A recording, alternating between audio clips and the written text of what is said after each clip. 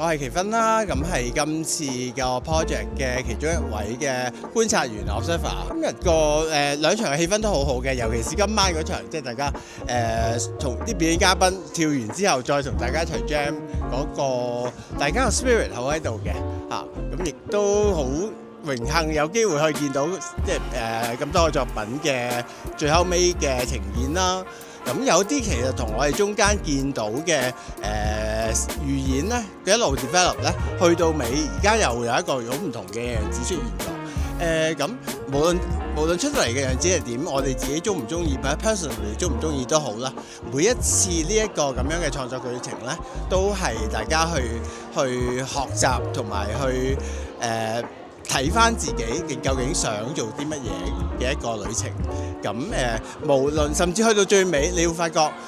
你想講嘅嘢未必一定係用舞蹈講到嘅，但係你用你其他嘅表達方式去將你想講嘅嘢喺舞台上面講咗出嚟，咁我都覺得已經係一個好好嘅、好足夠嘅一件事，係啦。未必每一次都有咁樣嘅資源去送到你去英國去創作，咁但係每個你自己喺生活中每個把握嘅機會去做你嘅創作，